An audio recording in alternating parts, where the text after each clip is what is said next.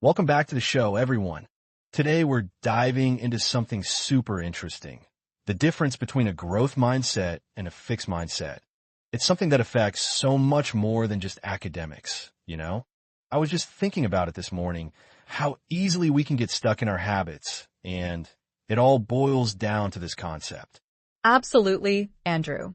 It's a hugely impactful idea, and honestly, a lot of us operate on autopilot without even realizing we're holding ourselves back. So, for those who aren't familiar, a fixed mindset basically assumes our abilities are set in stone. You're either good at something or you're not. Like, I'm just not a math person or I'm not creative.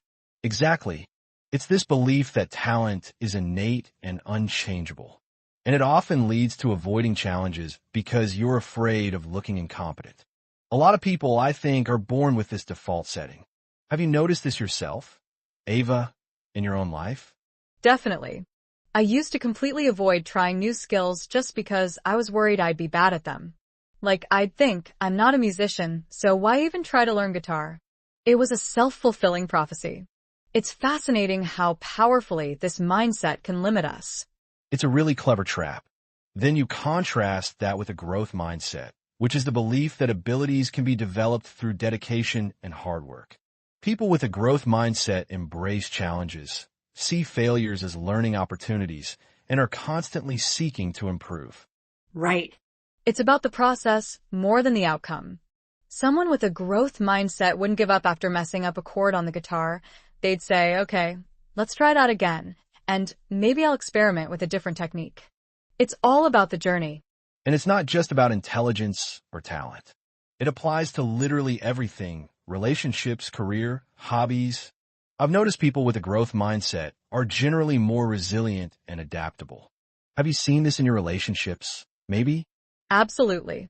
With a fixed mindset, you might interpret a disagreement as a personal attack, feeling defensive and retreating. With a growth mindset, you'd see it as an opportunity to understand the other person's perspective and improve communication. It's a huge difference in how you approach conflict. It's incredibly powerful. Now, a really interesting thing is that research suggests we can actually shift our mindset. It's not necessarily something you're born with and stuck with forever. That's what I find so hopeful. It's like retraining your brain.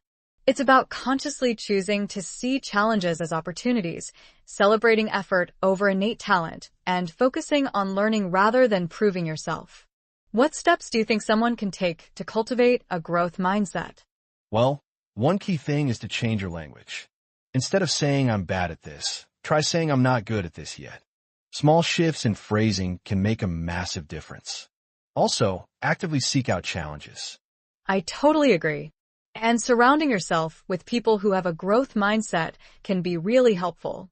Their positive attitude and belief in your potential can be incredibly motivating. It's a real community effect. And importantly, you have to be okay with making mistakes. Reframe them as valuable learning experiences. It's the biggest hurdle for many people, this fear of failure. It's so much about vulnerability too. Allowing yourself to be seen as someone who is actively learning and improving. That level of self-acceptance is key. It takes time and consistent effort, but it's incredibly rewarding. It's a fantastic reminder that we're all capable of so much more than we think we are. It's about embracing the process of becoming, rather than focusing solely on the end result. And I think, ultimately, a growth mindset fosters a greater sense of joy and fulfillment. It's about enjoying the challenge and the journey of self-improvement. That's a brilliant way to put it, Ava. Thanks so much for sharing your insights with us today. It's been a really valuable discussion. My pleasure, Andrew. I think it's a concept everyone should understand and strive towards. All right, everyone. That's all the time we have for today. We'll be back next week with another fascinating topic. Don't forget to subscribe and leave a review. Hey, Ava, have you ever noticed how people react when they're faced with challenges or setbacks? Some folks seem to just give up, while others use those moments as an opportunity to grow. Yeah, I've definitely seen that difference. And it got me thinking about the concept of growth mindset versus fixed mindset. What are your thoughts on it? Well, for me, it's all about perspective. When we believe our abilities are fixed, We tend to avoid challenges because they'll just make us look bad. But when we adopt a growth mindset, we see obstacles as chances to learn and improve. That makes sense. I've always been someone who likes to think of myself as a learner. But how do you know if you have a fixed or growth mindset in the first place? Research suggests that our childhood experiences play a big role in shaping our mindset. If we're constantly praised for our natural abilities, we might start to believe they're fixed. But if we're encouraged to take risks and try new things, we're more likely to develop a growth mindset. That's really interesting. I've noticed that when I'm working with clients who struggle with self-doubt, it's often because they have a fixed mindset. They feel like their abilities are defined by their past experiences or talents. Exactly. And once you recognize that, you can start to challenge those thoughts and rewire your brain to focus on progress rather than perfection. Progress rather than perfection? That sounds like a pretty tall order. How do we make that a reality? Well, it starts with small wins. Celebrate the tiny successes along the way and use them as motivation to keep moving forward. And don't be afraid to ask for help or seek feedback. It's a sign of strength, not weakness. I love that approach. But what about when we're facing something that feels truly overwhelming? How do we apply this growth mindset then? That's where self-compassion comes in. It's okay to feel scared or uncertain, but don't let those emotions hold you back. Instead, focus on what you can control and take it one step at a time. One step at a time? Sound like a pretty liberating approach. What are some strategies for maintaining that mindset over the long haul?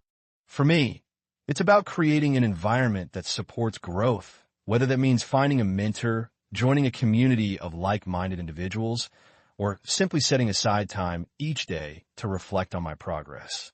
I think I'm starting to see how this can be applied in all areas of life. From career development to relationships and personal growth, it's not just about achieving success, but about becoming the best version of ourselves. Absolutely. And that's what I love about the growth mindset. It's not a destination. It's a journey.